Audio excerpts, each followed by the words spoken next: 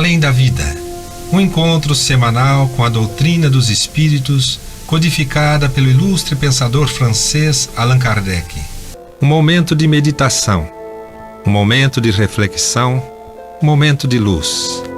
Além da Vida, uma mensagem de esperança para um novo amanhecer. Todos os domingos, às 8h30 da manhã, aqui, na Rádio Londrina.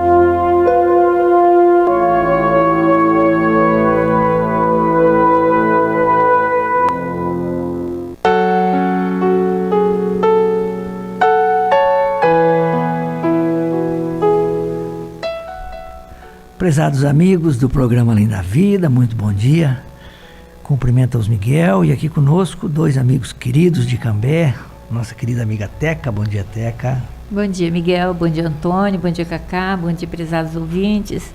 Mais uma manhã de estudo, mais um domingo abençoado a todos nós. Que tenhamos, então, bastante discernimento para o entendimento desta manhã. Boa palavra, sabedoria, né, Antônio? Nosso professor de português. Antônio, bom dia. Bom dia, Miguel, sempre muito eufórico. Bom dia, meus queridos, aqui conosco. Bom dia aos nossos queridos ouvintes. Possamos realmente ter discernimento, tenhamos paz no coração e sempre conosco a lembrança do amor de Jesus por nós, para que coloquemos nas entrelinhas dessas palavras sempre esse sentimento nobre que aprendemos com o Divino Mestre. Verdade, fraternidade, né? Também o nosso querido Cacá aqui sempre presente nas discussões que antecedem o programa, né? Que o objetivo maior é levar a todos vocês e a nós também o aprendizado da mensagem cristã através do Espiritismo, né? O Antônio falou das lembranças, eu já lembrei do Eurípides, do Paulo, outro Paulo Riso, né? Quantos já passaram aqui pelo programa Além da Vida, né? Os fundadores também.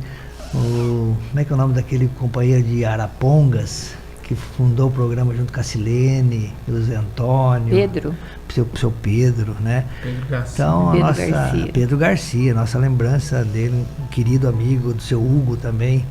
Eu nunca esqueço uma passagem do Pedro, né? Uma quarta-feira ele estava fazendo palestra lá em Cambé, e aí eu sabia que ele tinha reunião mediúnica na quarta, né? Falei, Pedro, você não tem trabalho lá na sua casa em Arapongas, né? Aí eu tenho, Miguel, mas quando o seu Hugo convoca, a gente abandona tudo, né? Seu Hugo era seu Hugo, né, Teca? Era difícil falar não para aquele velhinho, viu? É ele, Dona Dulce. E é isso, pessoal. O objetivo do programa é levar a todos vocês esse consolo que a doutrina espírita proporciona a todos nós, de maneira simples, de maneira profunda, de maneira que possa melhorar o entendimento de vocês e nosso também, nós que estudamos, preparamos o programa a respeito das leis de Deus. Hoje o Momento Espírita nos traz um título que todos nós vamos vivenciá-lo de alguma forma, né? Ou pessoalmente, ou na família, ou no grupo, que é O Segredo da Morte. Vamos ouvi-lo e já retornamos. O Segredo da Morte.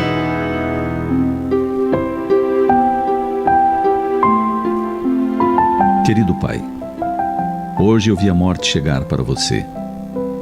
Seus braços, antes ternos e carinhosos, fecharam-se. E a sensação do último abraço é o que cultivo em minha lembrança.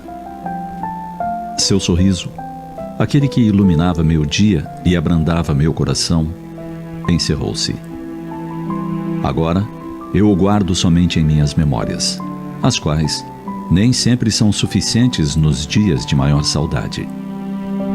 Seus olhos, esmeraldas verdes, eu os vi se fecharem numa dormência profunda que não pude acordar com o meu costumeiro bom dia.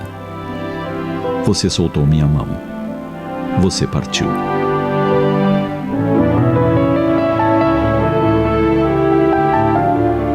Querido filho, hoje nos reencontramos.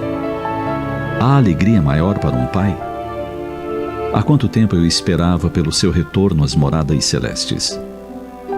Nossos olhos, idênticos no verde da cor, embaçam-se pelas lágrimas que deixamos correr soltas.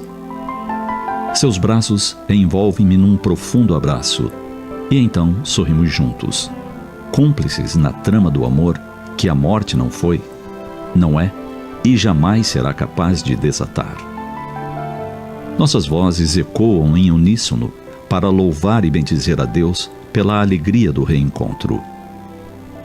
Quando nossos olhares sorriem um para o outro, quando nossas mãos se tocam, quando nossos corações pulsam no mesmo compasso, temos a certeza, absoluta certeza, de que por nenhum instante estivemos verdadeiramente separados. Um poeta escreveu: "Quereis conhecer o segredo da morte. Mas como podereis descobri-lo se não o procurardes no coração da vida? A coruja, cujos olhos feitos para a noite são velados ao dia, não pode descortinar o mistério da luz. Se quereis realmente contemplar o espírito da morte, abri amplamente as portas do vosso coração ao corpo da vida. Pois a vida e a morte são uma e a mesma coisa, como o rio e o mar são uma e a mesma coisa. Na profundeza de vossas esperanças e aspirações, dorme vosso silencioso conhecimento do além. E como sementes sonhando sob a neve, assim vosso coração sonha com a primavera. Confiai nos sonhos, pois neles se ocultam as portas da eternidade. Vosso temor da morte é semelhante ao temor do camponês quando comparece diante do rei, e este lhe estende a mão em sinal de consideração. Não se regozija o camponês, apesar do seu temor, de receber as insígnias do rei? Contudo, não está ele mais atento ao seu temor do que à distinção recebida? Pois, que é morrer, se não expor-se desnudo aos ventos e dissolver-se no sol? E que é cessar de respirar, se não libertar o hálito de suas marés agitadas, a fim de que se levante e se expanda e procure a Deus livremente? É somente quando beberdes do rio do silêncio que podereis realmente cantar. É somente quando atingirdes o cume da montanha que começareis a subir. É quando a terra reivindicar vossos membros que podereis verdadeiramente dançar.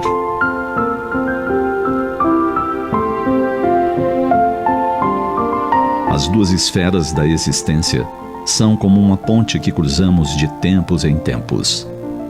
A morte, um adeus aparente, é apenas uma dentre tantas travessias. Em ambos os planos, há constantes chegadas e despedidas.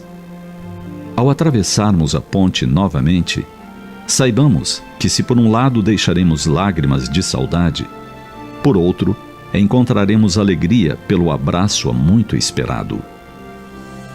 Pensemos nisso.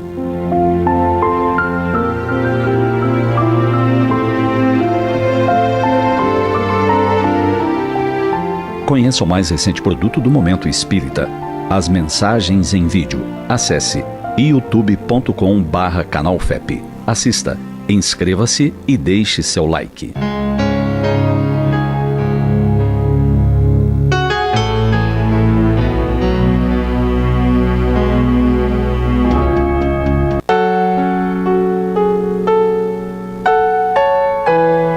Tá aí, pessoal, a nossa mensagem de abertura, né, intitulada O Segredo da Morte. Muito interessante o diálogo, né, que se estabelece, né, Teca, no começo entre filho e pai, depois entre pai e filho, o pai desencarnado. E através dos diálogos, né, que a gente vai construir o nosso entendimento, o nosso conhecimento. A doutrina espírita nos mostra isso através de toda a sua obra, que é o diálogo entre os espíritos desencarnados e os encarnados, né, quando Kardec apresenta toda essa filosofia, essa ciência. E em determinado momento do texto a gente vê, né, que o segredo da morte está no coração da vida, né, faz parte da vida a morte, né, e no final me chamou a atenção, né, Teca, que é uma travessia.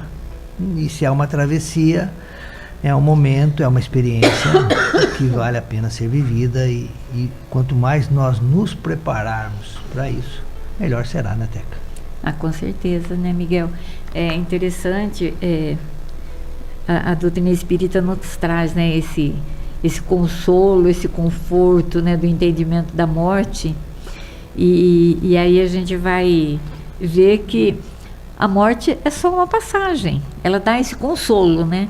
E aí quando ele fala dessa travessia, é muito interessante que ele fala que quando nós deixamos lágrimas aqui, encontramos às vezes alegria do outro lado, porque o espírito está livre, o espírito é ele, né? É a essência, né? E aqui a gente está passando por provações, por dificuldades, e lá, dependendo de como ele levou a vida, aqui do outro lado ele vai ter uma vida bem melhor, né?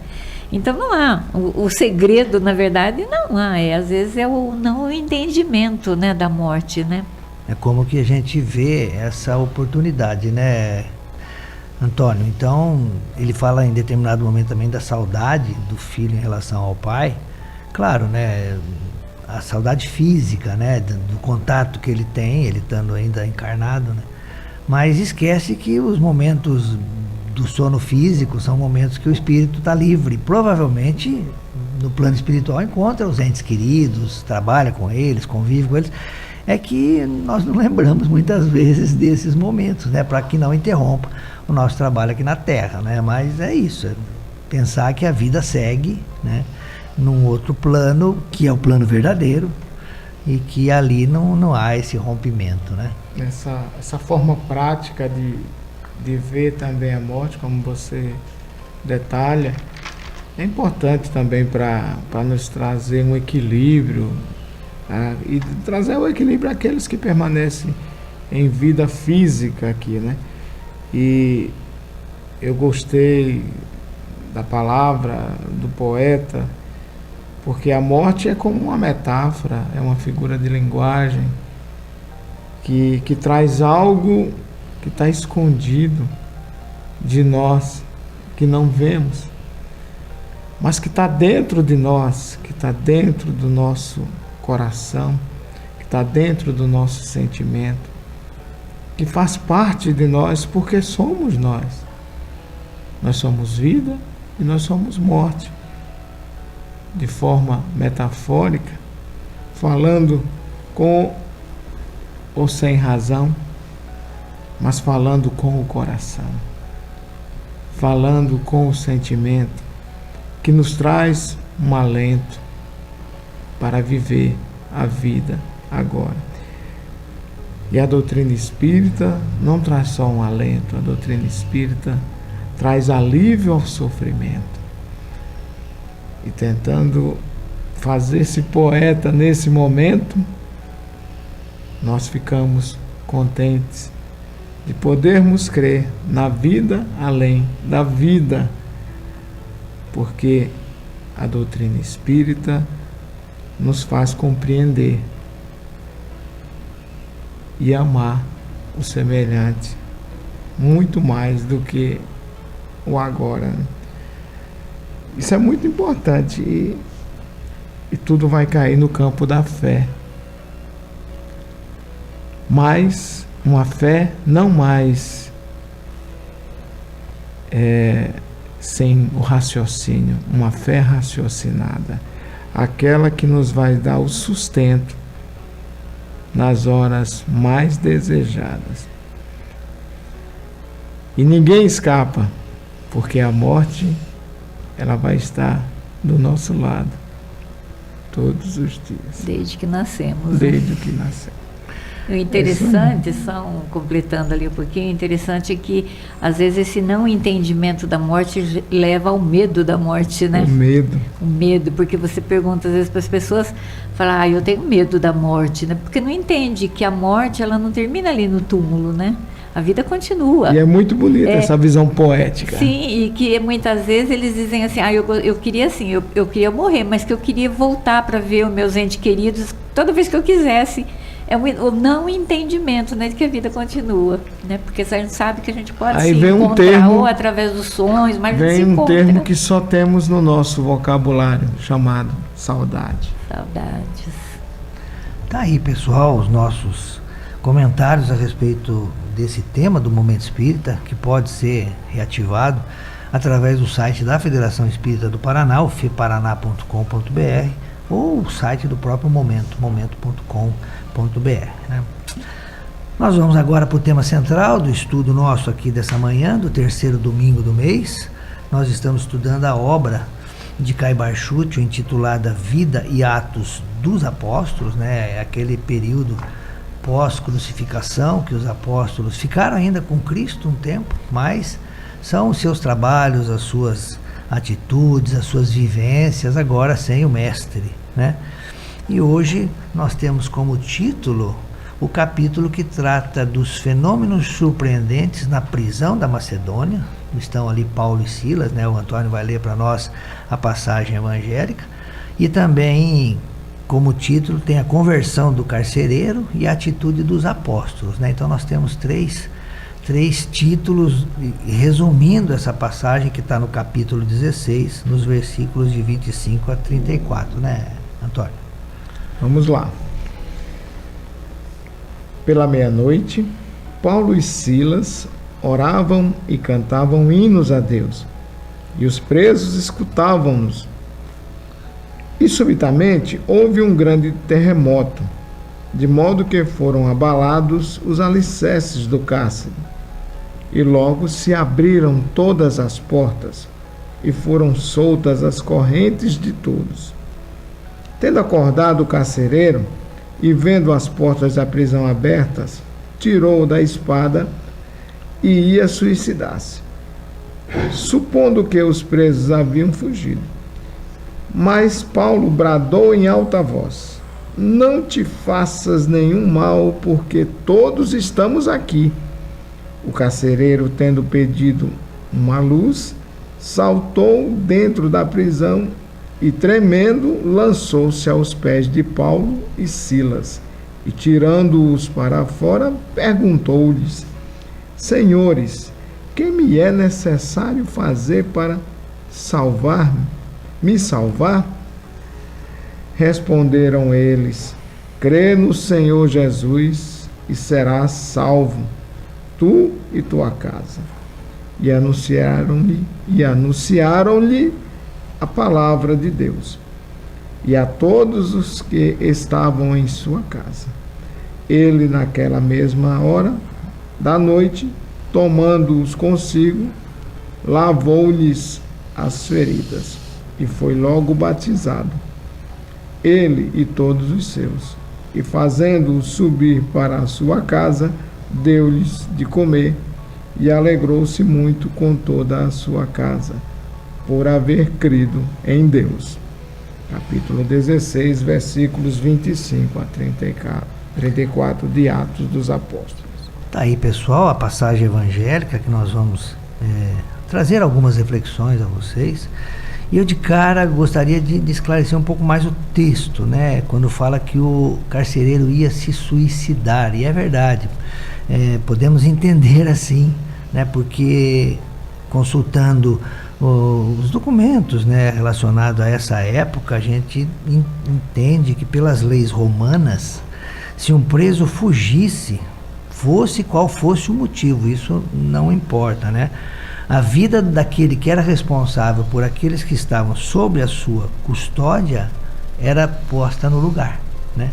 Então, era vida por vida, isso era da lei romana. Então, tirar a própria vida, como no caso o carcereiro queria, né, era uma forma de evitar não só os horrores dos castigos que era imposto pela lei romana, né? Quer dizer, ele não era morto imediatamente, havia todo um suplício, né? E também humilhação para a família. Então, olha, quando a gente entende isso, entende o texto, a veracidade das palavras que ali estão, né? E depois, em vários momentos, a gente ouve essa salvação, não só dele, né, que teve essa atitude, né, Teca, mas também dos seus, porque há uma preocupação, e havia, claro, naquela época, né, em relação à família também, porque a família sofria, vamos dizer assim, os reveses, a mão pesada da lei. Não era só a pessoa que infringia a lei, mas também os seus familiares, e é por isso que o texto fala muito daqueles que estavam com ele, né, Teca? Sim. Tem um texto, eu não vou me recordar agora, assim, de momento, mas tem um texto que está no livro, me parece que é Caminho, Verdade e Vida, ou Vinha de Luz, não tenho bem certeza, gente, tem que consultar um desses 2 livros, aí vocês vão ver, que ele vai falar exatamente isso daqui, ó, serás salvo tu e tua casa. Eu vi essa passagem numa visita que a gente fez, a gente leu esse texto, mas eu já não me recordo muito como é que é. Mas Emmanuel falava nesse texto que muitas vezes é dentro de um lar, né, no nosso lar, né, vamos trazer isso para hoje. Dentro do nosso lar, muitas vezes a família é uma família às vezes meio afastada de Deus, afastada, né, das coisas de Deus, mas que às vezes naquela casa é voltado então às coisas divinas, né? É uma pessoa assim que é dada a seguir as leis, a caridade, e o fato dessa pessoa, né, ser assim, faz com que auxilie a esses outros da casa. Então, quando assim, será salvo tu e a tua casa, porque o exemplo arrasta, né? Então, aquele que sempre vai levando aquela vida, vai chegar uma hora em que os outros vão olhar na conduta dessa pessoa e vai acabar seguindo também, né? É uma forma da gente ver isso, essa frase também, né, que está no texto. Eu fiquei mais com... O Miguel ficou nessa dúvida aqui, eu fiquei mais nos fenômenos, né? Estudando mais os fenômenos aqui. E assim, Caibar, logo no início, né, explicando o texto, ele vai dizer assim, que os fenômenos de tremores de terra produzidos por espíritos eram muito comuns. Naquela época a gente vê que isso era muito comum, tanto que Mateus vai falar sobre isso, né, relatar isso daí quando da morte de Jesus, né, que diz que a terra se abre, né, naquele tremor e tudo. E eu fui pesquisar ali lá no Livro dos Espíritos, quando fala da intervenção dos espíritos no mundo corporal. E na questão então de número 536, Kardec pergunta então aos espíritos: os grandes fenômenos da natureza, os que se considera como uma perturbação dos elementos, são devido à causa fortuita ou têm um fim providencial? E os espíritos então respondem que tudo tem uma razão de ser e que nada acontece sem a permissão de Deus. E ele vai mais além quando ele diz assim, cadê? Onde é aqui? É que ele diz assim, ó, concebemos perfeitamente que a vontade de Deus seja a causa primeira, nisso como em todas as coisas.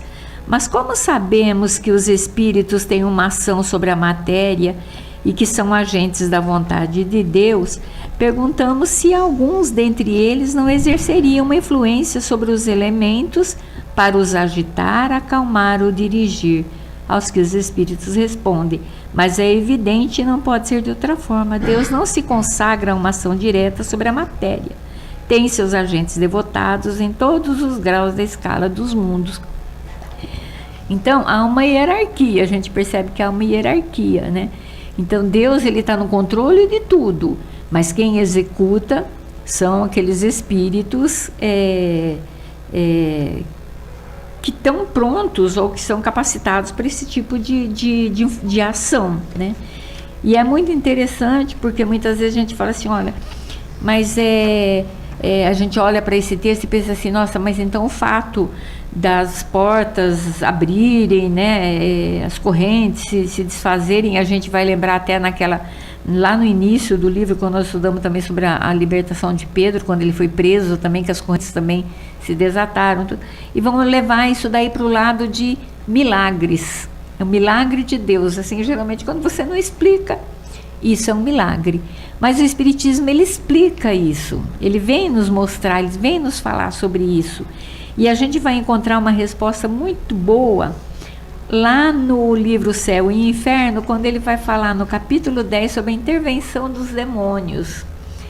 Mas tem um parágrafo que eu gostaria de ler para vocês, e que diz assim, ó, O Espiritismo esclarecendo-nos sobre as propriedades dos fluidos, que são os agentes e os meios da ação do mundo invisível. Olha só. E constitui uma das forças e um dos poderes da natureza, nos dá a chave de uma multidão de coisas inexplicadas e inexplicáveis por todo outro meio, e que puderam nos tempos recuados passar por prodígios. Ele revela do mesmo modo que o magnetismo, uma lei senão desconhecida, pelo menos mal compreendida, ou, melhor dizendo, conheciam-se os efeitos, porque se produziam em todos os tempos, mas não se conhecia a lei, e foi essa ignorância da lei que engendrou a superstição. Conhecida essa lei, o maravilhoso desapareceu e os fenômenos entraram na ordem das coisas naturais. Então a gente vai entender que quando houve esse terremoto, que quando essas alicerces se abalaram e as portas se abriram, não tem nada de misterioso, de sobrenatural. Existe uma lei que provoca, que causa isso daí e que tem explicação. O Espiritismo traz essa explicação.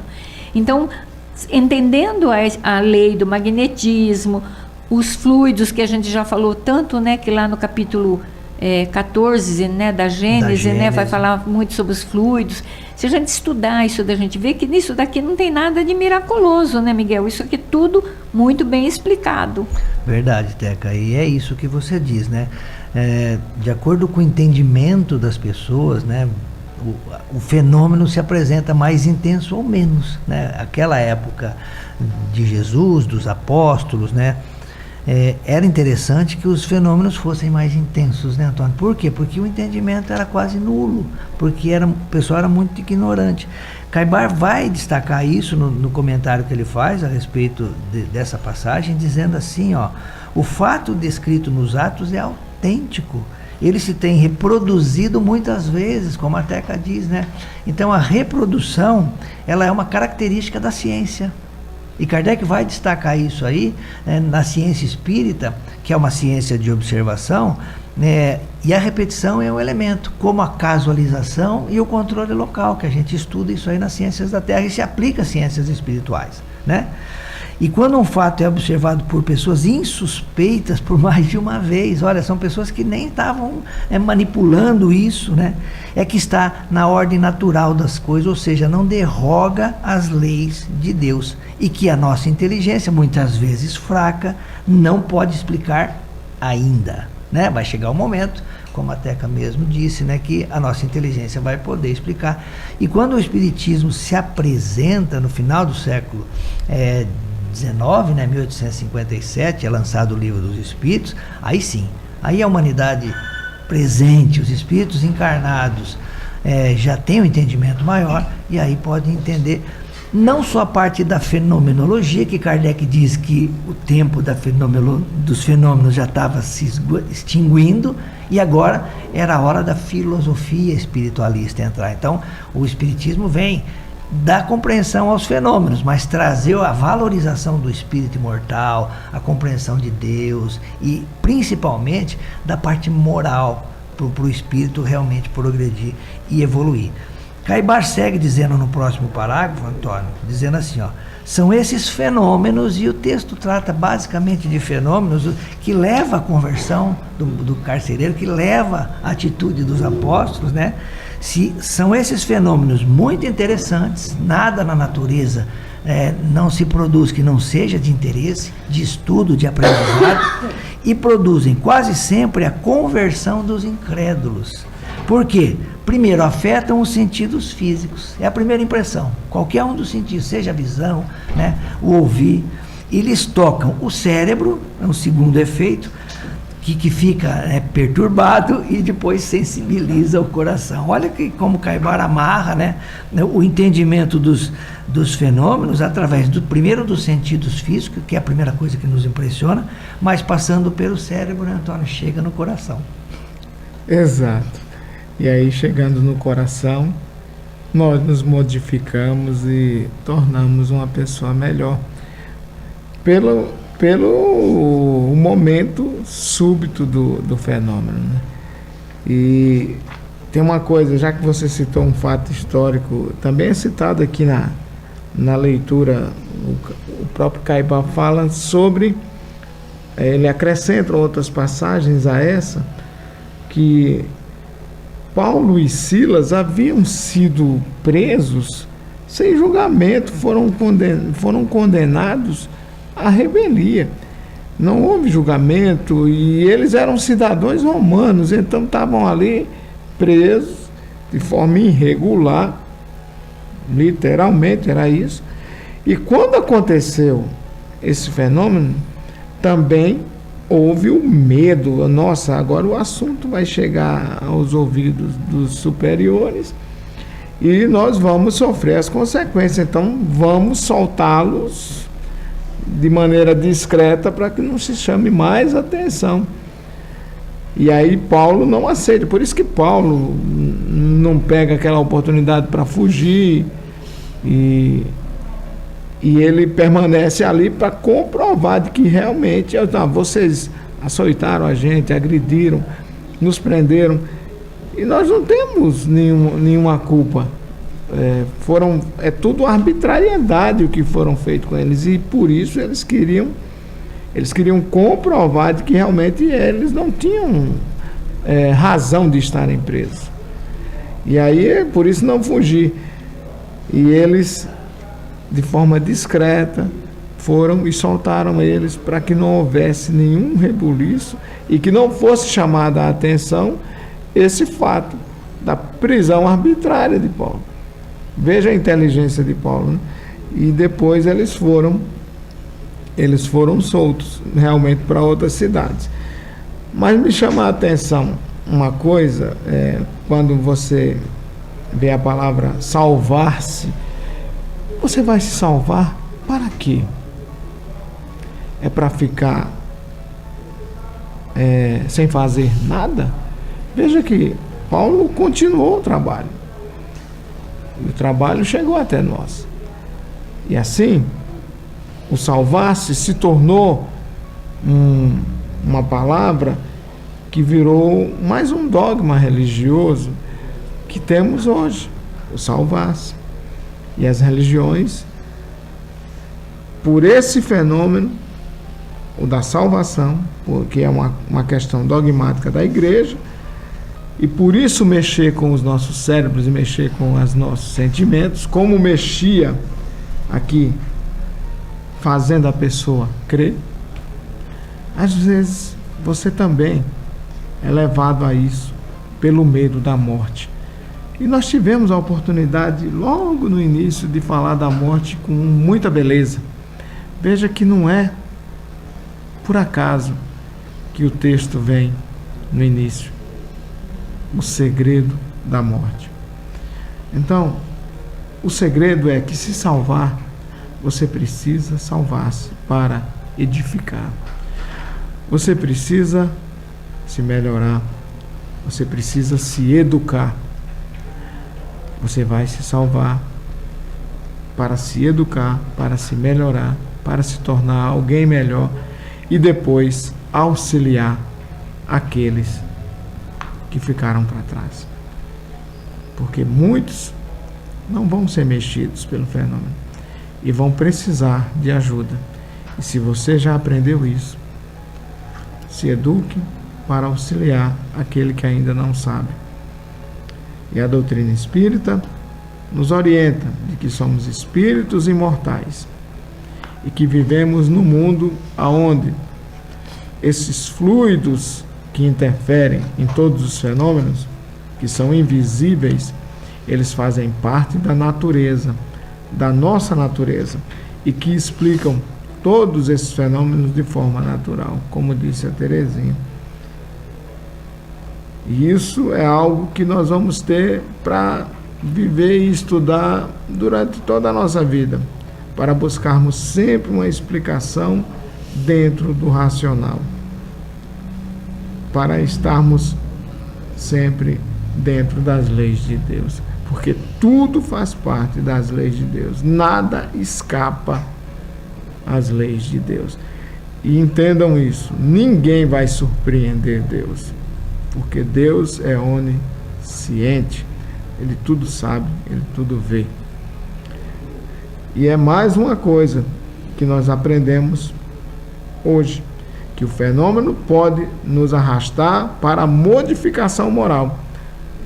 Para isso basta que sejamos tementes ao poder de Deus, no sentido de que a sua força é muito maior do que a nossa e de que os seus ensinamentos estão baseados também na nossa fé. É verdade. E a gente não pode deixar de entender, né, que o texto que nós ouvimos no começo sobre a morte, né, muito bem lembrado pelo Antônio, não deixa de ser o fenômeno material mais intenso, né, Teca? Depois do nascimento, né, que é vida, né? Então, a gente entendeu que faz parte, né, é um momento, mas se não houver vida, não há morte, né? Exato. E a vida segue depois da morte, quer dizer, começa com a vida, passa pela morte, segue pela vida, né? Interessante. Pessoal, é interessante e a gente gostaria de recomendar para vocês esse estudo sobre os fenômenos, né? Kardec vai abordar muito isso desde o livro que ele recomenda que seja lido inicialmente para quem não conhece o Espiritismo, que o livro intitula-se O que é o Espiritismo. Ali, no segundo diálogo do séptico, há todo um tratado sobre os fenômenos, sobre a mediunidade, né? Que dá uma primeira noção de entendimento às pessoas, né? E ele fala que ali nesse livro que a gente recomenda para vocês, é consagrado o segundo capítulo ao entendimento da ciência prática e experimental. E quando a gente fala de ciência prática e experimental, nós estamos falando principalmente de mediunidade, né? Esse intercâmbio com os espíritos, no plano espiritual, interagindo com o mundo material. E nós vamos encontrar todo o desenvolvimento, né, desse tratado sobre a mediunidade no Livro dos Médiuns, né? Ali sim, Kardec aborda de maneira profunda, né, como que esses fenômenos são realizados, né? A Teca falou do livro A Gênese, né, que foi o último livro escrito por Kardec, que fala dos fluidos, mas ali, em teoria, está tudo ali. E juntando com esse capítulo dos fluidos, vai nos dar o entendimento. E logo, no primeiro texto que Kardec apresenta nesse livro, que é o Espiritismo, o crítico, porque na primeira parte são 3 diálogos, né? O crítico, o cético e o padre. O crítico pergunta assim para Kardec. Kardec fez um diálogo ali de perguntas e respostas para as pessoas comuns entenderem, né? Se aproximarem do entendimento espírita. E o crítico pergunta assim: eu vos direi, Senhor, que minha razão se recusa a admitir a realidade de fenômenos estranhos. Aí começa assim, eu não vou ler mais porque vai tomar muito tempo. Então é isso, é a fenomenologia incomodando as pessoas, né? Por quê? Porque não tem um entendimento. E o Espiritismo vem dar esse entendimento para nós. O Livro dos Médiuns é todo um tratado sobre isso e vale a pena estudar, né? Estudar, com certeza. E a gente vai se admirar a cada lição. Como disse o Miguel, isso tem que ter tempo. Sim, eu achei aqui, gente, para a gente até englobar aqui nisso daqui, vai englobar tudo aquilo que a gente estava falando, que nós comentamos aqui, reportamos. Gente, na Revista Espírita em agosto de 1864. É bastante interessante. Lógico, eu não vou ler tudo, é só pegar só algumas partes assim que vêm interessar. Nesse caso aqui, o título é Os Milagres de Nossos Dias. É muito interessante. E ele fala sobre o senhor... Gente, eu não sei falar francês, então eu vou lhe falar do jeito que eu estou lendo aqui, tá? É o senhor Auguste Besse, ele é de Bordeaux. Eu não sei como pronuncia isso, não. Tá? Mas ele publica uma manifestação falando sobre Jean Hilaire. Também não sei como é esse o nome, mas é Jean Hilaire. É um notável médium de faculdades assim espetacular e que ele vem assim, às vezes até ultrapassar o senhor Home, que a gente já falou dele em outras oportunidades aqui no programa, tá? E o senhor Home, ele era um homem do mundo, de maneiras suaves, mas cheio de urbanidade, e só revelou-se à mais alta sociedade. Esse Jean Hilaire, não. Eu estou fazendo aqui um resumo, tá, gente? Esse Jean Hilaire, não. Ele era um homem simples, um agricultor, e pouco letrado e que vive de seu trabalho. E a gente vai ver, gente, que a mediunidade ela não escolhe, tá? Ela acontece em qualquer situação, em qualquer grau, desde o mais letrado, como diz aqui, até o mais simples. Ela está em todo lugar, em todas as religiões e em todas as idades também, viu? Porque ela começa também na infância. Então a gente vê que ela está em todo canto. E esse o Sr. Home, tanto o Sr. Home quanto esse Jean Hilaire, eles foram muito criticados, né? Sofreram calúnias por serem taxados como charlatães. E aí, Kardec, lógico, ele vem falar explicar tudo o que é o charlatanismo, né, e como é que isso se procede e qual era o que eles ganharam com isso, que era nada, né, porque eles não venderam a mediunidade, eles trabalharam por ela. E aqui ele fala assim, ó, Hilaire, charlatão, ainda mais desajeitado. Os que conhecem Hilaire igualmente puderam convencer-se de que ele seria um charlatão ainda mais desajeitado, porque ele era simples, era toscão, né? E aí ele fala assim, ora, que proveito material tirou Hilaire de sua faculdade? Muita fadiga, uma grande perda de tempo, aborrecimentos, perseguições e calúnia. Foi isso que ele conquistou com a mediunidade dele. Quer dizer, e quando ele está fazendo uma relação entre ganhar dinheiro, tá? Então ele não ganhou dinheiro, ele ganhou isso. Mas que o que ele ganhou e que para ele não tem preço, olha só, gente, isso vai vir tudo de acordo com aquilo que a gente estava falando até agora, que foi uma fé viva que ele não tinha em Deus, né? E uma bondade na imortalidade da alma e na proteção dos bons espíritos. Não é precisamente esse o fruto buscado pelo charlatanismo, não. Mas ele sabe também que essa proteção não se obtém senão se melhorando. É a moral, né? Você o que vai falar mais alto isso é a sua moralidade. E aí ele continua dizendo assim, olha, a fim de trazer a fé à alma dos incrédulos, então esse fenômeno, o trabalho que ele executava dos efeitos e da mediunidade dele, o que trazia para ele mesmo de benefício e aos demais, era a fim de trazer a fé à alma dos incrédulos, que é o que o texto está falando aqui.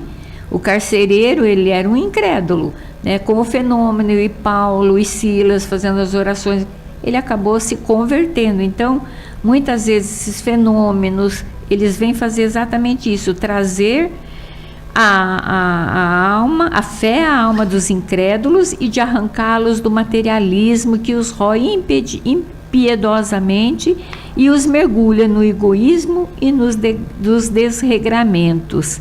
Então, gente, tudo isso que nós... É lógico que esse texto é grande, eu só tirei algumas coisinhas aqui, que é interessantíssimo se vocês pegarem, então, essa Revista Espírita 1864, em agosto, tá? Esse texto está lá.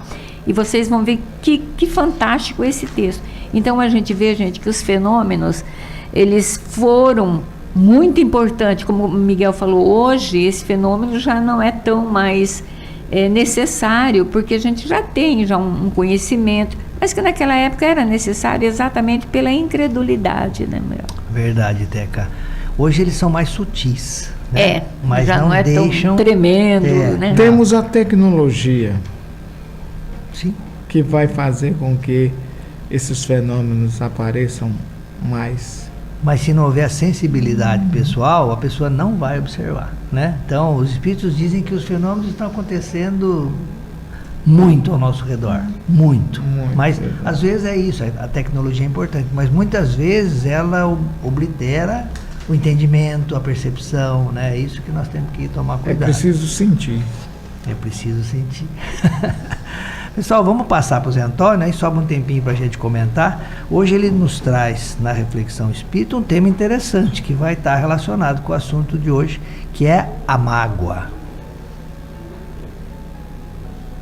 Olá, amigos.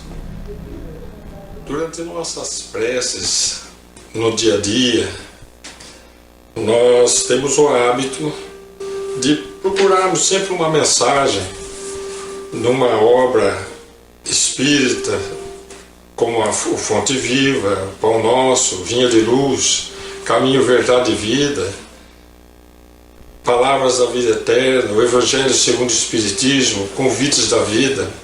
Então nós temos uma coleção de livros de mensagens, e quando nós estamos na hora da oração, vem a intuição de abrirmos uma determinada página, e nós com muito carinho abrimos, fazemos a leitura, e a página que nós abrimos, uma das páginas que nós abrimos, porque todas as noites nós fazemos nossa oração, às 20 horas, e durante essa semana uma delas foi essa página do livro Fonte Viva, de Emmanuel, quando ele sempre começa uma mensagem do Evangelho ou uma carta de Paulo, e dá um nome a essa mensagem, a mensagem 110, chama Vigiemos e Oremos, onde Emmanuel vai fazer um comentário sobre a frase vigiar e orar para não cair em tentação. Mas o que me chamou a atenção foi o início dessa reflexão de Emmanuel, porque ele vai falar sobre as emoções que estão lá no nosso íntimo, dizendo assim: o lodo mais intenso, capaz de tisnar o lago, procede do seu próprio seio. Renascemos na terra com as forças desequilibradas do nosso pretérito para as tarefas do reajuste. Nas raízes das nossas tendências encontramos as mais vivas sugestões de inferioridade, e nas íntimas relações com os nossos parentes somos surpreendidos pelos mais fortes motivos de discórdia e luta. Olha que interessante.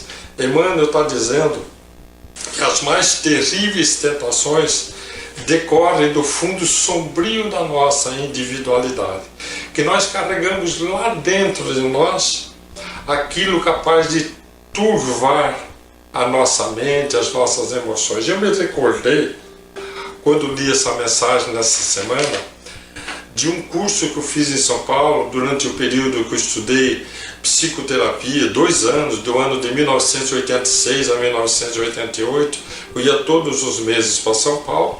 Depois que eu terminei esses cursos ligados à terapia regressiva de vivências passadas, no Instituto Nacional de Terapia de Vivências Passadas, com a doutora Maria Júlia Pietro Pérez e a sua equipe, nós passamos ainda a ir a São Paulo fazer cursos, e nós fizemos um curso com um holandês chamado Randstad, e ele falava exatamente isso que Emmanuel falou. Nós chegamos à nossa aula, nós estávamos em 44 alunos entre médicos e psicólogos, e ele ia dar um curso de 3 dias sobre regressão de memória, e ele começou, indo até a lousa, o quadro negro, desenhou simbolicamente um lago, e do lado do lago uma figura de que seria um homem, e disse assim para todos nós: este é um lago de água cristalinas. Aí ele desenha uma vara na mão daquele homem, cutucando o lago, e turva a água do lado, pega o giz, né, ele tira toda aquela tranquilidade e deixa uma água agitada, e diz assim para nós: esse homem veio com essa vara cutucando o fundo do lago, o lago ficou completamente turvo, que a Emmanuel chama de tisnar a água do lago, né? Quer dizer, ficou turva. Aí ele diz assim para nós, futuros terapeutas, né?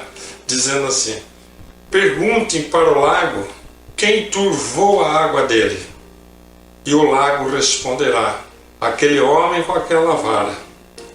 Aí eu pergunto para vocês, terapeutas, quem turvou a água desse lago? E quem vocês responderão? E cada um, né, fazia um raciocínio sempre baseado naquela figura, daquele desenho, aquele lago, aquele homem, aquela vara. A maioria ficou com o pensamento do lago, né, aquele homem com aquela vara. E ele disse o que Emmanuel nos diz aqui nessa mensagem: não foi aquele homem. O homem só cutucou. Quem turvou a água foi o lodo que estava assentado no fundo daquele lago. Hoje nós vamos falar sobre a mágoa. Olha o tema que ele abordou naquele nosso encontro, a mágoa. A mágoa é uma emoção que está no fundo do subconsciente das criaturas e que vem à tona quando estimulada pelas pessoas que vivem conosco, que não normalmente as mais próximas.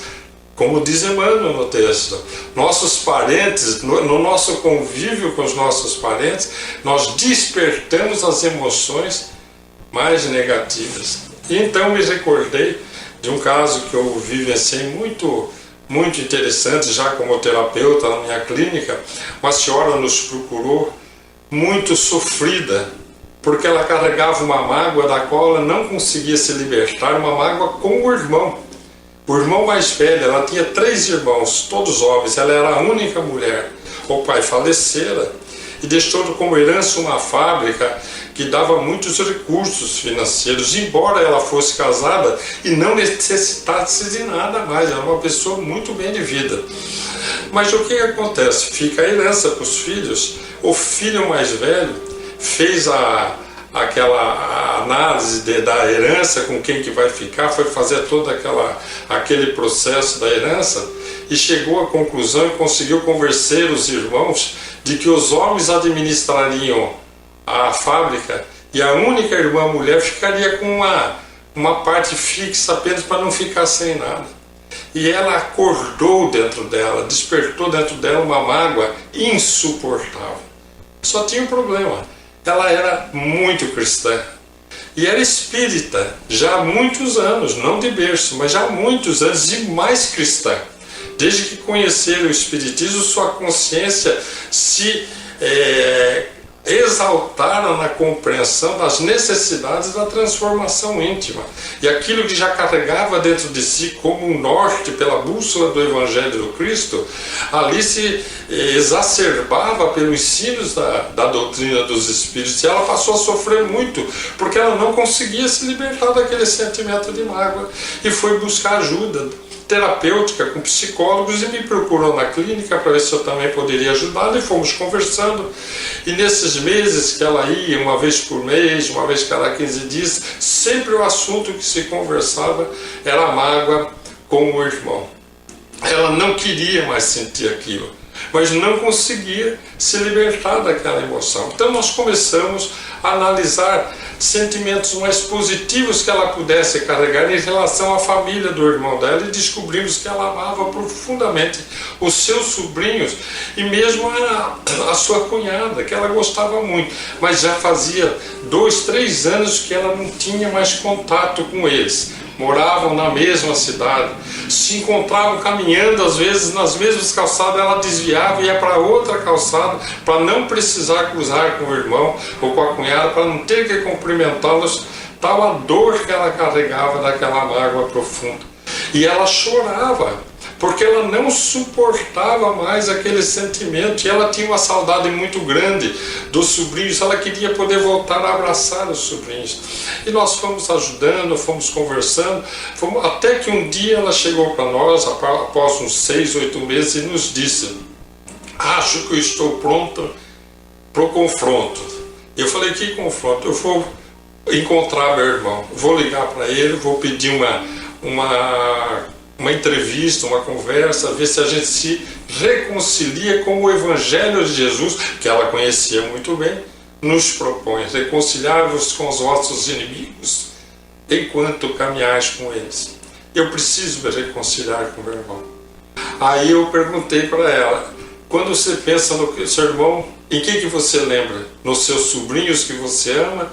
Na sua cunhada que você ama? Ou na herança que você não recebeu? Ah, mas na hora, na herança que eu não recebi, a mágoa aflorou toda.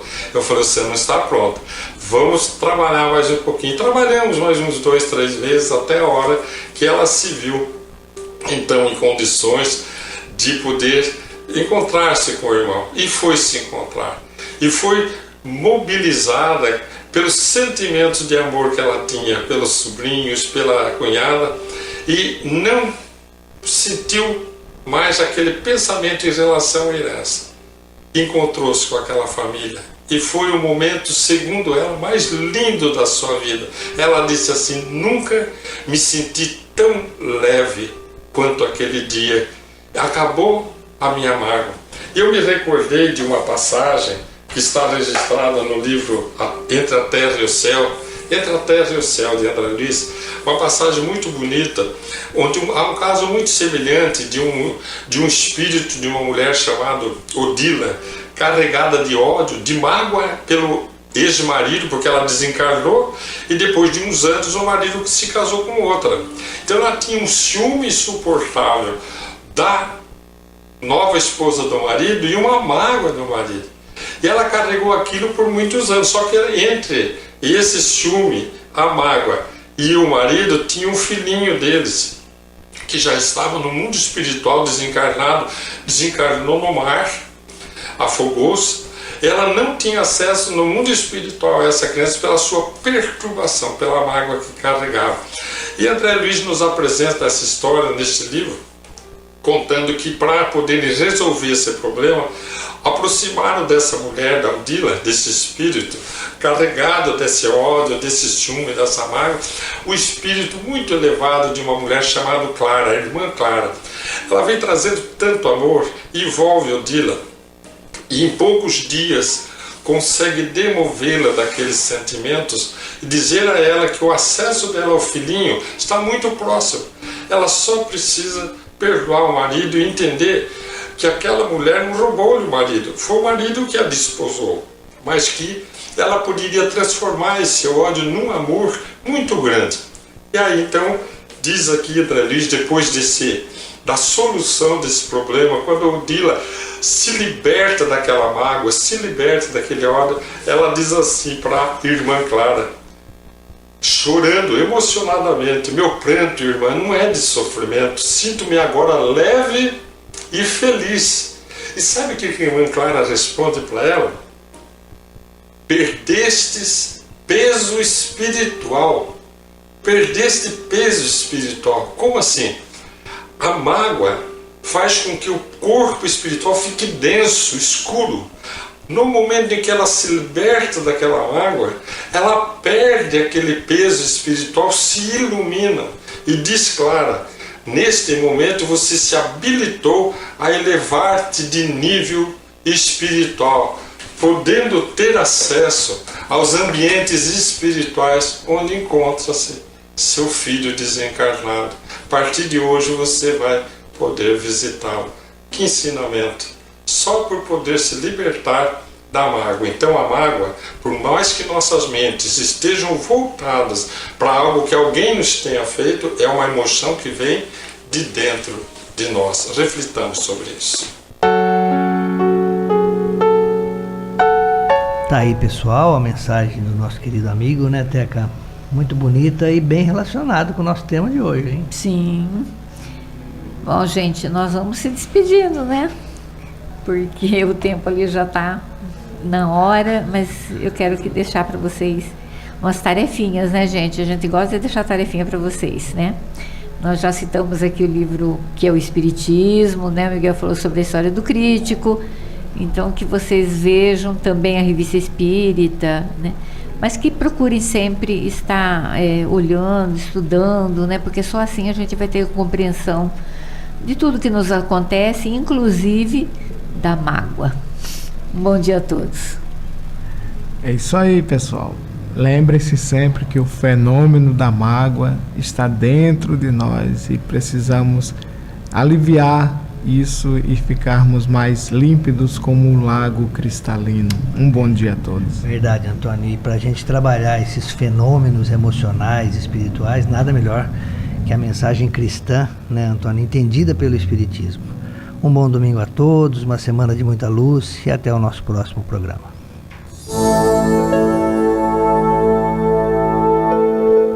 Além da vida, um encontro semanal com a doutrina dos espíritos, codificada pelo ilustre pensador francês Allan Kardec. Um momento de meditação, um momento de reflexão, um momento de luz.